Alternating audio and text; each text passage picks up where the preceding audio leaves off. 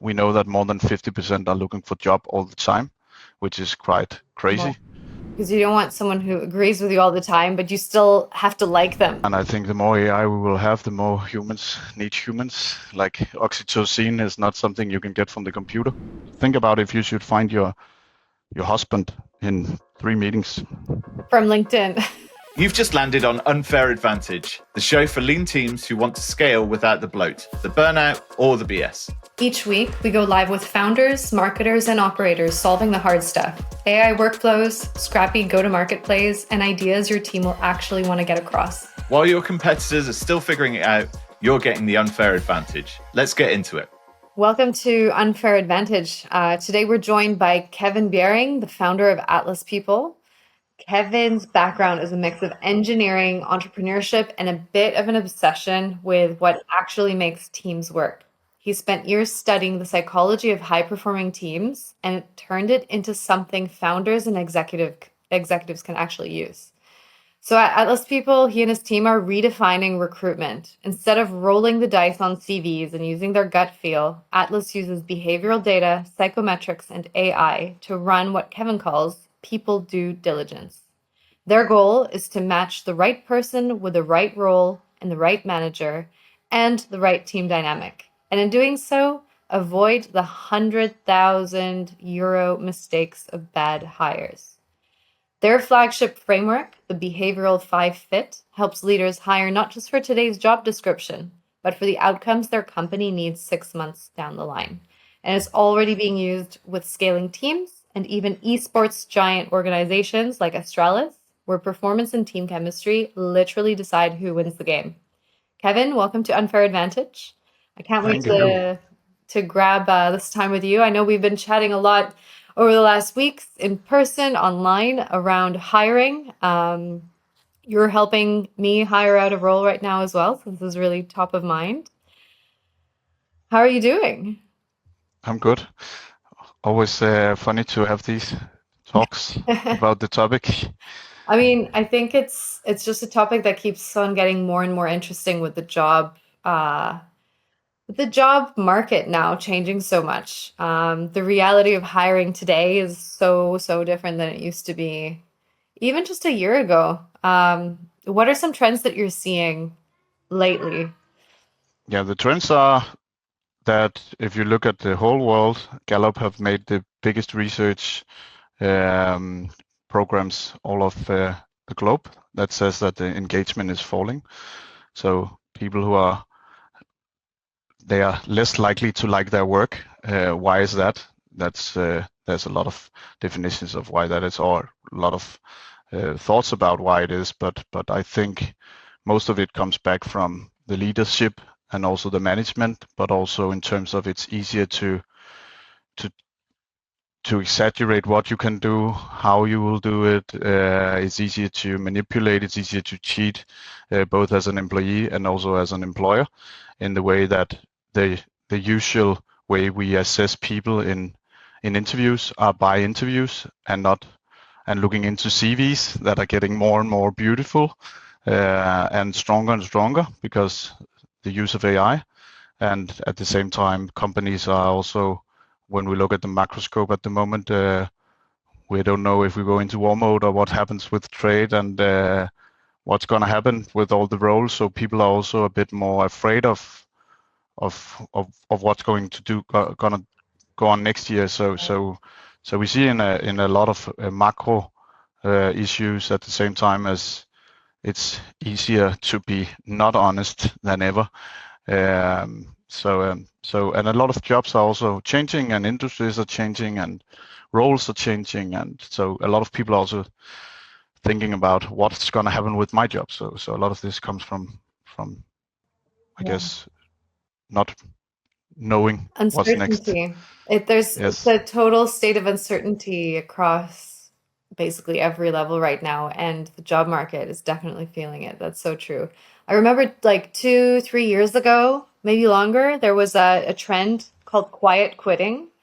Um, I feel like that's almost being reversed where people are aggressively like applying for jobs and looking for the right roles. It's almost been like this manic like what am I going to do next, right? And increasingly for managers, it's becoming harder and harder to hire the right roles, right? Do they even exist? Yeah. Are they, what's that role going to look like 6 months from now?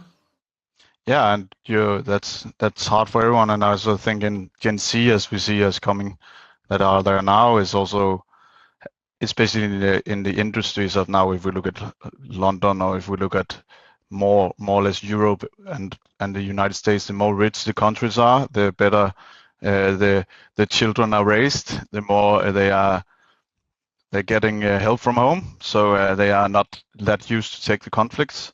So if you don't like your manager, maybe you don't like to say it. Maybe you don't like to say if you don't like your team members. If you have a hard time to actually perform at the job, would you rather quit or find another one? We know that more than 50% are looking for job all the time, which is quite crazy. Wow. So if you look at how many people are open to new talks, positions, everything on LinkedIn, it's the numbers are only raising, and I bet it's like there must be some correlations between some of these things also, that you want to have the flexibility. We know that people likes to, our brain or our motivation comes from knowing where the target is, knowing where we're going, knowing what to learn. So I will join the group and not fall out of the group. And we would like to have our own freedom in terms of what is my responsibility, what can I myself take of decisions, because if I cannot take any decisions, we know as a human being that we will probably not be part of the group over time. So if you don't understand your decision area and don't know how to fight for it, and it's not clear, that is what leadership is all about, is to make your employees feel calm, to feel relaxed, to actually thrive. But they cannot do that if they don't know what their responsibilities are, what they should, how they should contribute, and how they should be the best at what they should be the best at to be part of the group. So it's very very complex, and at the same time it's super simple. but Yeah, but that's in big organizations, of course, yeah. and between human beings, it's just getting more and more complex. Yeah, absolutely. It's that uncertainty that's making leadership really hard. It's making people looking for work or trying to redefine their careers kind of having to learn so many more tools and tricks and apply AI if they want to stay relevant, like you said, and stay in the group. Um, I got back from a conference yesterday, SaaS Talk in Dublin, and it was really interesting talking to leaders and CEOs of the larger organizations who they're coming to these conferences to educate themselves on AI to be able to help their team. A lot of the times when you have these big established teams and silos, people are reluctant. They're going to think, "Oh, the AI is going to steal my job," or this and that, and the leaders are like, "We need to do AI first thinking now, or things aren't going to do so well." So, Yeah, and I think the more AI we will have, the more humans need humans. Like oxytocin is not something you can get from the computer. So that hormone really needs other people. So 100%. And I think that's where your solution at Atlas People is really interesting because it uses AI, but it very much leans into the human aspect of hiring and just human relationships in general. I remember you mentioning like your manager determines your mental health, right? And if you're yeah, matched with the wrong one and your livelihood's depending on it, it's not a nice situation to have. Um, let's jump into the hiring, I think, the hiring aspect. So, um, contrarian point of view, is motivation more important than experience?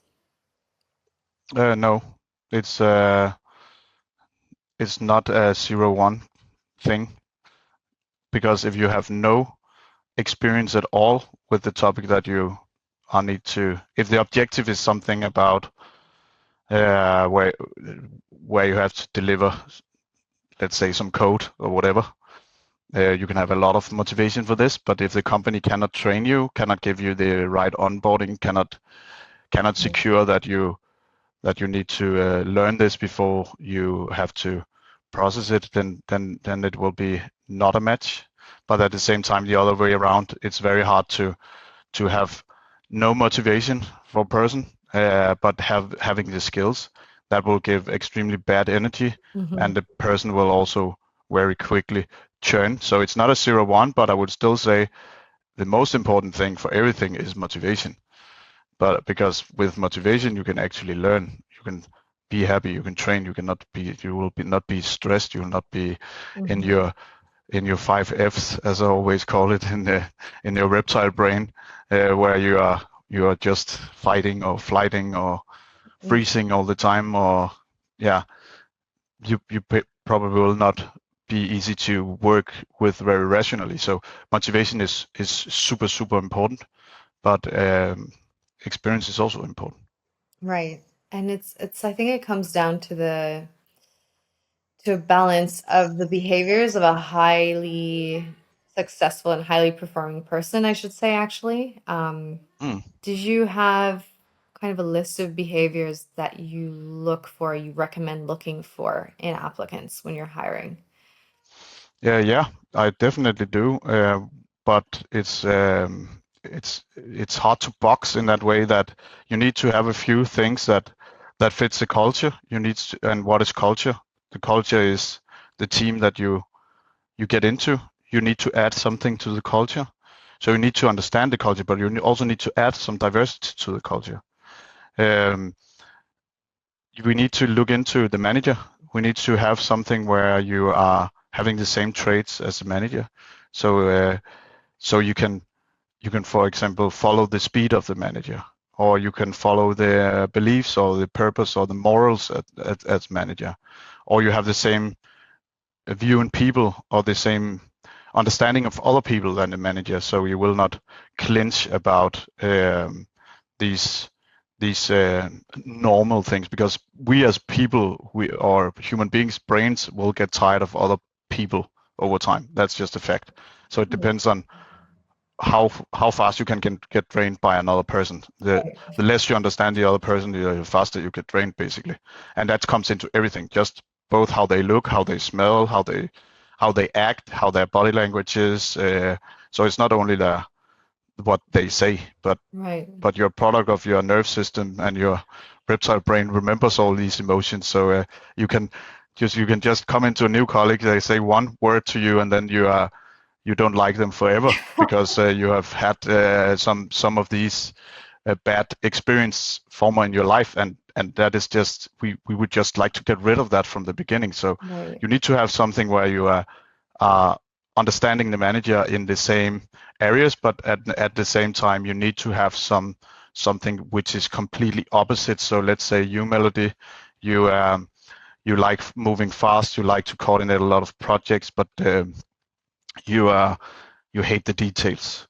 So you want to like just see the overview.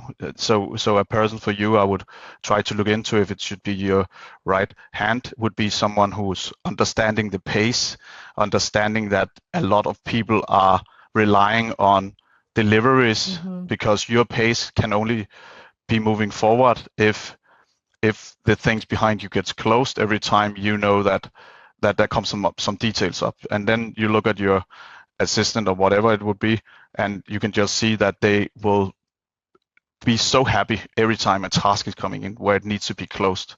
And their KPIs will be how much of this can you close, and they will just find it very motivating to do that, but at the same time have high pace.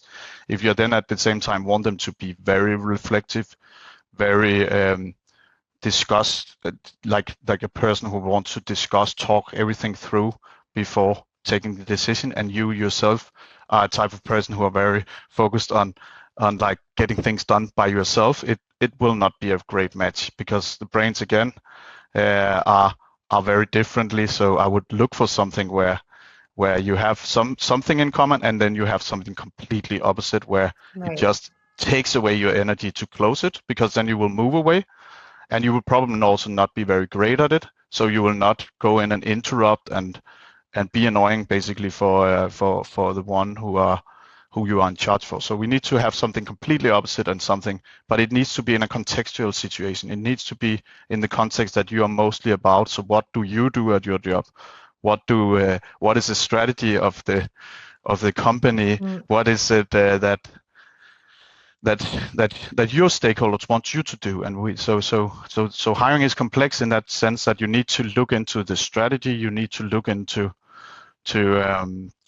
what your manager actually needs to do to be relaxed, to stay focused, to have the shoulders down, because you cannot learn any employees anything or be that how can you say logic woman that they want you to be. Because if you're scared or you're afraid of your own job, you will also give that all those concerns to those around you, and they will not deliver as good as they can. I mean, it's like hiring someone, especially in a lean team, is such a complex thing. It's really unbelievable. You have those three dimensions. You've got the skill set matching, the job description, both present and potentially what it could shape into in the future, 6 months from now, with AI moving things so quickly. And then you've got the relationship with the manager, even at a psychological level, like just at a relational level, how you get along. And then you have the need for the complementary skills. So the person that you hire should love the things that you hate doing, right? Otherwise, it won't get done very well. And that's why it's a gift from heaven that AI has come to Earth in that sentence, that it's so complex, all these things. But at the end of the day, the employer will lose, and the company and the manager will lose if the match is wrong. So if we're going to get married, we're probably being in a relationship for years before we're getting married, right? And but when we hire, we're just jumping right into a relationship, and then sometimes we also give shares away for free, like take some shares, especially in startups, where it's just like, okay, you should be a co-founder. Okay, yeah, even worse, because now we're also getting married from the beginning without knowing each other. So we try to in Atlas to take all these complexity and make it as simple as possible, and to say there's only we look into more saying hard skills is one thing, soft skills is another thing. Don't only hire for attitude and hire for skills, but hire for skills and attitude. So where others says that hire for attitude, not skills, I disagree. I simply think it's both things we need to assess, and then we need to do it as easy for the manager, because especially if we look at CEOs or especially in entrepreneurship and startups, we have these dreamers who can fix everything. So it's just another trouble. We'll just fix this. We'll just fix this employer prior problem. We'll figure it out down the road. Blah blah blah blah. Because it's a fixer brain who are used to getting troubles that no one else thinks you can fix. So you could of course be better than the rest, and then you can just fix the relationship. So we need to give some, how can you say, some tools that can help them before they have to fix it, where it doesn't take away a lot of time, and it's getting very complex, because hiring is of course very complex. Think about if you should find your husband in 3 meetings from LinkedIn. Yeah, and you have 1 hour to sit there and talk, where it's like you can give me money also, right? It's just like it's like there's so much things going on in both people's head. The employer wants it have problems that needs to be solved now. And if the employer doesn't find someone who can solve it now, they have to solve it themselves. So they are under extremely pressure because they have KPIs, blah blah blah. And I bet no one can find a girlfriend if they get 1 day to do it, and then else they will have huge troubles. It will just be what the fuck. It's just like anything, right? Sometimes they call it love at first sight and miraculously end up married 50 years, but that's where that gut feeling is just hit and miss, right? But you probably have met a lot of people before you found that one love. So usually when we hire, we have a few candidates, and a few screenings and then like, okay, I have these 2 or 3. Bam, bam, bam. I don't know if it's 50% fit, 60% fit, 40% fit. Yeah. I take the one with 60%. But what we hire for usually, and the biggest mistake we do, is that we hire for someone who we want to drink beers with. Because if we, what we really need to have a great performing team is that we need someone who's actually contradicts us a lot, where we can learn from them. So everything is in hiring is all about what can you learn from the person on the other side of the table. Yeah. But and that can be very hard to assess if it's a specialist. Right. But that's where it really gets tricky, because you don't want someone who agrees with you all the time, but you still have to like them. So, yeah. and it gets even more complex when you're hiring for remote roles and virtual roles. Sure. For the last 10 years, I've never met my direct manager until months into the job, right? When I was already in it. So it's very, very interesting. Unfair Advantage is the live show for lean teams solving real growth problems. Each week, we bring in operators building what's next with tactics your team will want to get across. Subscribe and get the edge your competitors don't want you to have. I have a few questions for you around what do you think about the role that your gut feeling plays into it? So let's say you've got the person's CV, you have their behavioral data too, and then where does the gut come into play, if at all? I believe a lot in gut feelings. You just need to have this understanding of why it is. Where does that come from? So is it because you look very much like me? I was on my way to hire one before I had my own tools that for a founder's associate that I think was very, very great. Then I started to figuring out why it was that I was so in love with this guy, and I spent maybe the double amount of hours with this guy than You're like, the where other is ones. this coming from? And then I figured out that he had played soccer on a high level when he was youth. He had been he's bicycling a lot, so he would like to do not like an Ironman athlete, but he bicycles a lot. And I also tend to do like that. So I was thinking a lot about, okay, we could bicycle together after work, and we could blah blah blah, and we could talk about soccer and well, who's your favorite? And he should be my founder's associate. And I was just like at the end, like, and you also like math, and you also like to do statistics. So I was just like, maybe I like him because he looks a lot like me, just 10 years younger. So I can feel that I can learn him a lot, and I like to learn other people's stuff. But what the fuck can he learn me? And I was just like, this is so wrong, because we will never get out on bicycle because we are Working. we're working, and usually when I'm done working, I go home to my family. So it's not like that could have been a good 10 years ago, right? So there was just like some of this where it's like, okay, now it's just my own like gut feeling taking over that on places that I don't need in the role. So I went back to like, what is it I actually need, and where was it this guy should be very different from myself. And then I chosen another one. Yeah, you know him. But and I absolutely don't disagree. I took not that I didn't listen to my heart all the way. Yeah, definitely. No, I've definitely been through that so many times where you're vibing with the person in the interview and you're like, yeah, they get me. So the pace and those things are there, I think. And then when it comes down to the skills or other stuff, maybe. The problem is what we see if we look at the science is that you hire for them looking like yourself because you're getting less.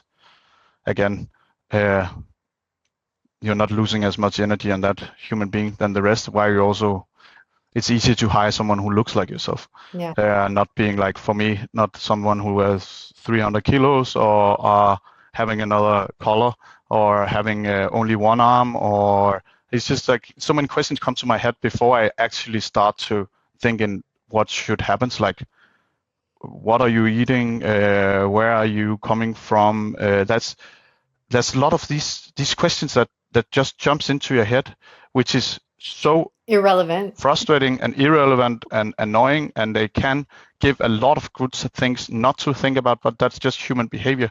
So if you have like everything in this love sense, emotional thing is just trying to cheat yourself, right? And that's why AI again can help us to be much more much more objective.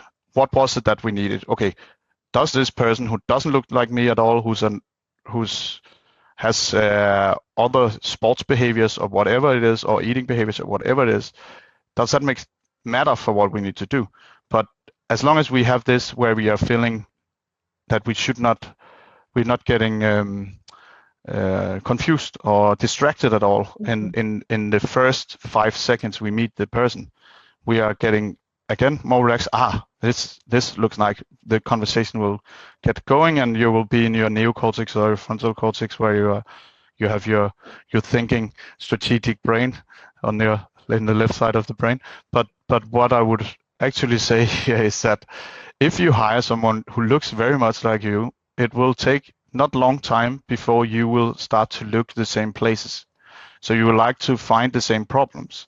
You look at the same problem, and then you will start to compete. And what often happens is that either the manager is better than the employee, or the employee figures out how to sack this manager, because you are looking at, so you start to compete against each other on the same type of task, and you're always better than the other, or at like it gets very, the coach is not a coach anymore, right? Yep. He's a playing coach who are just better at, he will stop playing the balls to this guy, or the other way around. Yeah. So that can also be very toxic. So you need to have that where you understand each other quickly, and then you need to have something where the other one gets completely energized, where they also have the skills. Because if they don't have the skills to do that, over time you will get annoyed about every time he says like this, he just or she just does a terrible job, and you're like, and it's very hard to assess the skills that you, or the traits that you get no energy from. So like, if you're not a detailed person, it's very hard to assess how good is this person actually attention to details. It's so true. Because you will get less energized just by talking about it. I mean, in the past, I've done things like give sample assignments and things, and talk to them, 3 rounds of interviews, get their story, but you can never really get to it. And what I found with taking the Atlas People quiz and seeing how you work, the interesting thing is, how do you, it helps you assess the actual core needs of the role without outright asking them the question, which in interviews is super hard to do. It's like this reverse psychology. You can say the test that we do on psychometrics is also, you get basically 440 questions in pairs, right? Yeah. So where you are asking for your emotions. So what type of recruiter could do that in a room? Because just that another person is sitting there and is weird. So to begin with, the great thing about assessing the soft skills that way is that, as long as I know right or wrong, which I like with this test, is that it's super complex. There is not 2 tests that looks like each other. So having these strengths, basically strength-based tests that you can also have with Clifton Strength, or Gallup have also made some of this test. It's just that it comes out with something you are a lot and something you're not, and then it's everything is within a context. So we need to set it up to a task, an area of expertise, an area of your imagination can just fluid from here, because we can take in all these answers that they have made, or the person have made, and put it into context. And the good thing about this is that by actually figuring out how honest this person who have answered the question has been, they will also win. Both the employer will win and the employee will win, because if they get very bad emotions about something, that is probably also where the problems are. So you can take away a lot of the manipulation that you will get later on, and you can actually talk about this, discuss it. You can ask about it in the beginning, and because you also, as a manager, Melody, has done it on yourself, we can actually compare them, and we can, in your team, also see how this person will, where they will run into troubles, and is that okay? So just by bringing these data-driven questions into the scenario, you can take as I usually say, the people decision about, okay, if your gut feeling is good and you know why it's good, there's probably a higher chance that this collaboration will suit than if you haven't done it, as most are doing. So we will never end at 100% match, but you will find way more things that you will like to know from the beginning instead of, and when things starts to go a little bit sideways, you can also check in on it. And it's okay to talk about emotions because we're just animals with a thinking brain that works here and there. If we have been sleeping well, we have had a lot of love, we have been eating well, and so on, then we can be mostly rational, right? But we are getting tired over time anyway. I really like that. That's really bringing the humanity back to it, right? Because we are not robots yet. Somehow, a lot of workplaces expect you to operate as robots, but research shows that that is not productive overall, Nope. anyways. It leads to burnout. It leads to people quitting, not lasting in their jobs 2 years. So, right, what we're trying to do here, from what I understand, and what I'm trying to do, is create this environment where everyone can thrive and complement each other. Especially And speak about emotions. and speak about emotions. So most people are not, especially millennials, their parents weren't the best equipped to deal with that stuff, and we're being put into the workplace, being in close quarters, either physically or virtually, with a bunch of other personalities, and we don't have a common language.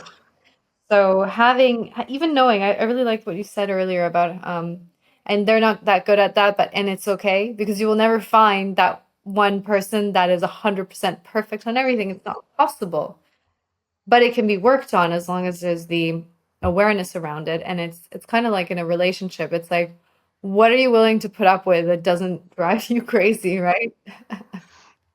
No, and I think if we look at how most businesses are built, also if we look back to capitalism, where most of that comes from, is also it's about everything in business is basically built on logic and rational. So it's about being like something very logic, but we're using people and thinking of people as they are robots. They're not.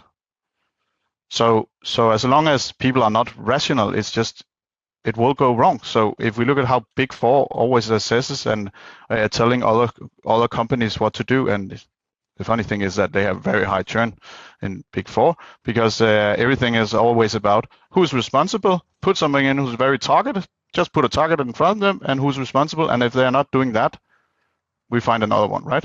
Instead of like, what if all this is the culture? How do we assess the full culture? Where is it? It starts from. So it's something about the stakeholder management. If you look at a lot of enterprise companies, they are doing a full transformation every third year because what they have in the organization is not working. Maybe start to think in that all humans are animals and they are not rational. Humans are humans. Humans are humans. We are the only animal with a thinking brain. So we are happy, but we are thinking that we are logic all the time. We're not. Mm-hmm. We will eat a pizza if it's in front of us, even though we told that we should not. If we will not tell ourselves that if we are hungry enough, even though you could get some other food right next to you that is much more healthy. Yeah, and so we can start hiring dolphins probably and octopuses. I think. Yeah. No. But I it's just like you thinking in that it's our emotion who are controlling the. It comes from your emotions really controls a lot, and you're right. And then it gives the signals to your reptile brain, or it gives the signals to your prefrontal cortex. And if we film your brain over a full day, there's a lot of the time that you are not very great at just being logic. So being objective is just so hard, but we think that we are objective all the time. So if we just tell you what to do and put it in the role description, you will probably do it, or you're out. You will probably not. You need to be motivated to do that and have the competencies and the ability to learn, and you will like to grow into that position over time. And you also need to have the team around you that gives you a high five or a hug or have the same shared goals or whatever it is. You need to be part of something with a purpose and values and all these things, but so hard to assess without, again, AI. It's really hard to assess. I found it really interesting. I got I'm gonna divulge this bit of info from my quiz. I got 0% on human. Yeah. It's like, what does this mean, Kevin? Am I like a sociopath, or what does that mean? And your answer was very helpful, actually, for the way I work. Okay, yeah. No, we're just different. Yeah. And that's okay. And 0% human, just for those listening, it means how, like, as you explained it to me, I hope you were telling the truth, is that you don't need other human beings around you to be motivated. Was that correct? No, it's just like you're more like, it's not the task that other people has that is naturally being like, you can only work if others has tasks. Okay. So you will like, yeah, being at a hospital, for example, is that what is drives you, motivates you to be in a kindergarten or a hospital or whatever. It's like you want to help others to succeed or help in that environment. That is like that is just the internal motivation comes from Right. about helping in that sense. But you could also see it otherwise, to help by thinking a task through. How should I be helpful? Yeah. So by using your brain to actually solve it would be more helpful than it's another person who yells at you that needs the help, that That's makes you actually say things what to do. Yeah, So which helps validate. I think for a lot of people, they're asking this question, should we go remote? Should we have an office? Should we do half-half? I think you really need to look at the makeup of your existing team, or don't box it. you as a boss or as a business owner, to try and decide, okay, if this is the kind of lifestyle I want to be fully remote, then I need to look for people who don't require that constant, like those touch points. Exactly. And so it starts with the strategy from the top, right, and the founders, and then from there they have to build around people who are having the same ideals or beliefs that you do. And then it has to be clear, because of course if you find someone who's very motivated around being surrounded with people and always needs to talk to someone to take a decision, it's going to be very hard to be remote. Yeah. But people often don't know themselves. They still seek these jobs because they are thinking that last time they tried to be fully into the office all the time, never had any flexibility, anything at all. And what do humans do? We're also black and white in our thinking. So that was too much. Now I'm trying to go instead of, it's just like course correct a little bit. Usually it's not much that we have to change, but we are thinking that, no, I cannot do this. I need to go in a completely another direction. Yeah, the number of times I've heard, oh, I could never work from home, or oh, I could never work in an office, which I'm guilty of saying myself as well. It's just not true. Very cool. Well, before we wrap up, we have some minutes left. I wanted to see if you'd be willing to share your 5 Fs, your behavior fit. I remember you have this diagram. Yes. That as you're pulling it up, just for those who can't see when you're listening in on this, you need to think in terms of outcomes, behavioral matches, your team map, the alignment to the manager, and then even the strategic edge of thinking on what you're hiring for today might not look like what you're hiring for in the next 6 months, which personally, that's what I've been struggling with lately, and writing these job descriptions. Like, can I? Is it possible that I can show you two slides? Could you share your screen? Yes. Okay. So before we look into one role, it's important to put it into context of the role, right? Yeah. So what we're looking at is like what makes a fast-growing team, but at the same time, you know that the cost of employees is probably the highest cost you got in every company in the world. So how do you bring this cost as low as possible? That is about building the fastest growing team. So it correlates great. But there's like 3 drivers that, if we look at the science about this how to have these teams, and it doesn't have to be that tough to do actually. It just you have to be sure that everyone understands that what the goals are and understand how they make their own impact into these goals. So then you have the ownership that needs to be. The ownership is everything about the skills.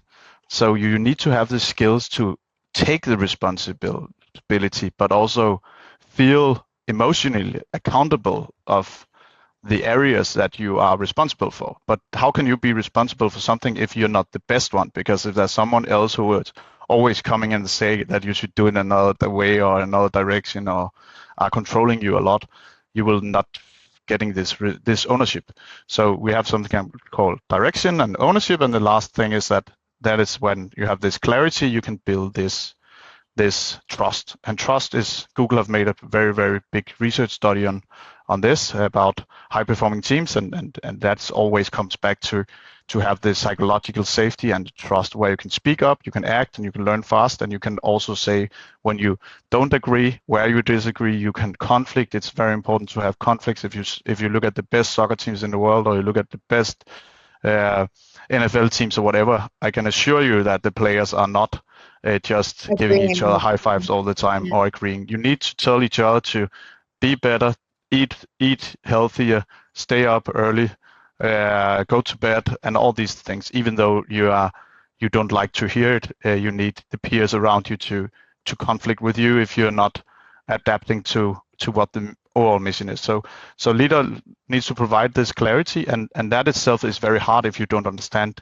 it yourself. So you cannot provide clarity to a new person in your team if you don't understand yourself exactly what success looks like.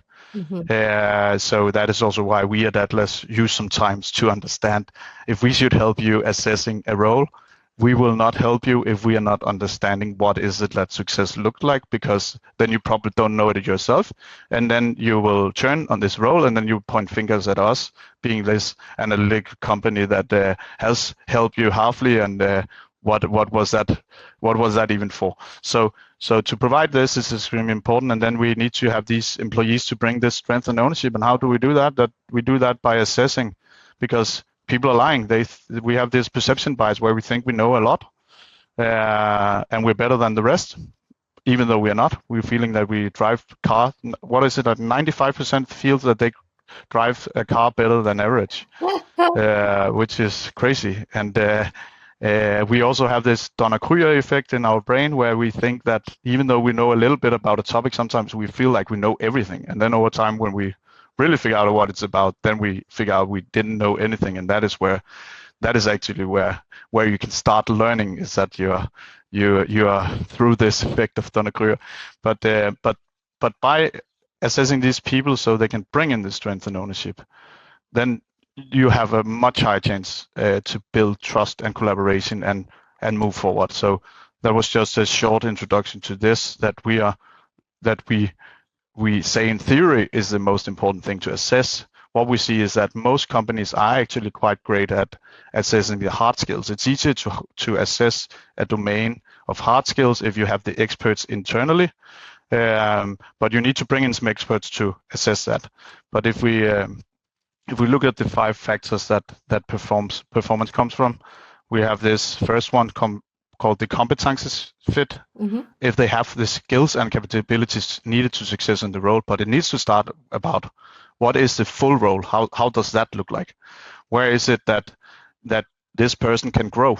Where is it that they have how do they adapt? How do they have the abilities? And you can check this also with an IQ test. High IQ, the easier they can learn, of course, but you also need to securing that you cannot train them when they are onboarded, because you can do that, but it will take a long time before they just understood the company. So it usually takes 12 months for a person to be 100% if you do a great onboarding. You can maybe get it down to 6 months if you know a lot of this stuff, but before people feel calm and the full ownership and you have the trust in them, it takes time. So then you have this manager and driver fit, where it's about their motivation and do the behaviors align with the manager's style and team base. That was what we talked about before. And then you need to add something to the culture. You need to bring something in that you miss in the culture. So this is to find the 100% match, but you'll never find that. But the more you are in a role not looking for everything at once in terms of soft skills, the higher chance you have to actually find someone who's succeed in a domain. And the last thing is, of course, to figure out how their values are and how their future priorities are. So that is to secure that they align with the vision of the company. If you want to be remote forever, then it's very important that is the values of your company, that you are, and you probably also have some beliefs in how you will do that and so on. It's important that they buy into that and you don't tell them that is needed in the company. So if their vision is the same vision to begin with, it's just easier to collaborate about that vision, right? So that is what we are speaking a lot about. If we can at least assess these areas or talk about these areas, we can find out where the blind spots are from the beginning. I love that. And for those who are just listening, this is a 5-circle Venn diagram with a magic diamond right in the middle. So many factors come into play, and we need the tools. We need to lean on AI to be able to help us assess all of this in a very short amount of time with our lizard brains and the pressing KPIs. Exactly. Amazing. Well, thank you so much for sharing this with us, Kevin. I love these conversations with you. Each time I learn something new. It also changes how you think as a manager. I hope for anyone listening who's thinking, oh, I'm not good enough, just even in the opposite way of some people thinking they're the better driver than the rest. I think there's a lot of people in the job market now that are feeling inadequate. But as you beautifully put it, there's so many subtle differences and things that add that spice to a group of individuals. It's never just that one person that's going to solve everything. It's how they interact with the group as a whole, and the results that they drive together with their relationship. So yeah, great having you on. Everyone listening, you can go on to atlaspeople.io if you want to find out more and connect with Kevin on LinkedIn. Thank you so much.